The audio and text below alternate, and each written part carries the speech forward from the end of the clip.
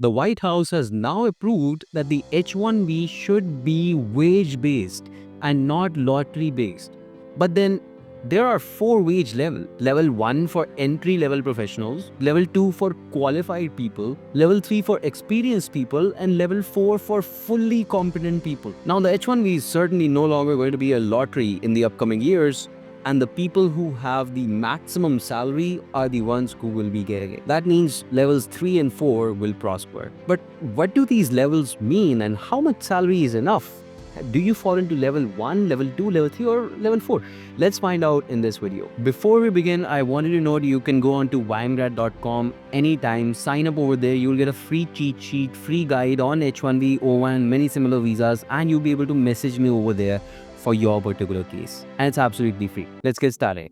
The first thing you want to do is you want to go on and find your SOC code, whatever your occupation is. So I went on to the website officially recommended by the USCIS in this case. I'll include the link in the description, but I went ahead and searched for software. So it shows me software developers have the SOC code 151252. That is the code. You could have pretty much any position and you could change this, you could get a new one, but you find your SOC code. Next, you want to go on to this link, which you'll also find in the description. This is the Department of Labor's website where you can actually see the wage levels. This is where you want to select the data series. Now, the latest data which just came out in July 2025 now is this one. So we will take a look at this data and you can select all industries for the time being.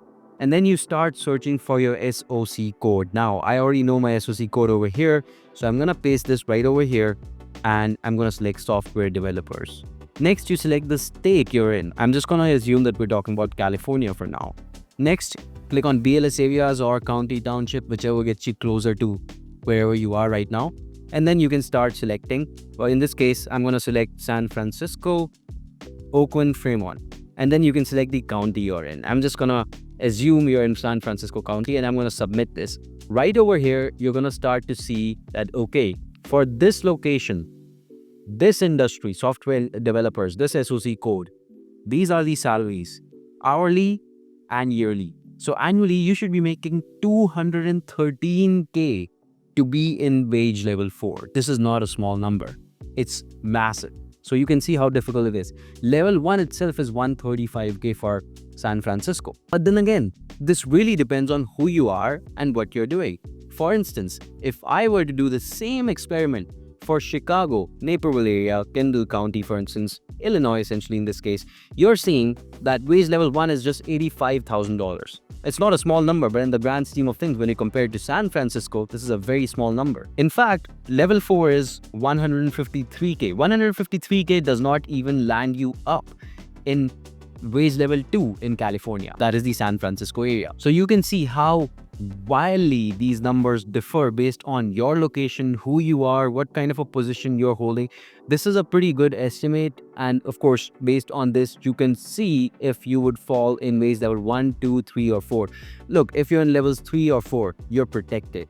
In most cases, you should be able to get the H-1B. And you can start your journey towards the EB1 green card, and we can look into all of that. And if you need a free evaluation for your profile, you can send me your resume on YMGrad.com on my chat box, and I'll be happy to look into your case for EB1 green card. But for those of you who don't fall into levels 3 and 4. And by the way, one important point, what if you're working remotely? Remember, the USCIS considers your location of physical work, wherever you're working from physically. So if you have a job from a company headquartered in California, but you are working out of Boston, your location is going to be considered as Boston itself for the purpose of this evaluation. Even if your employer may be in San Francisco, it doesn't matter. Your wage levels are compared from Boston. Make sure you do this evaluation and see if you fall in 3 and 4, and hopefully you're a bit safer.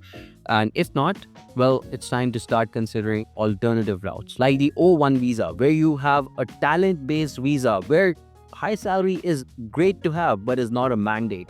As long as you can show that you qualify for the O-1 visa, and there's just a couple of things that show that you might already qualify for this, you might not know it.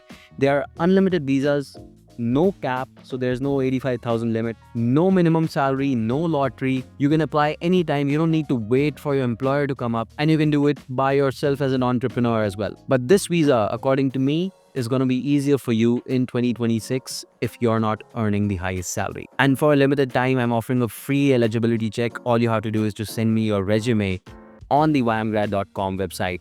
Send it to me over there, write O1 next to it, and I'm going to evaluate your profile for free. And I'll let you know, hey, you may or may not meet these requirements. You also get a cheat sheet, by the way, when you sign up on YMGrad. And you can connect with me on WhatsApp, Instagram, all the details are in the description.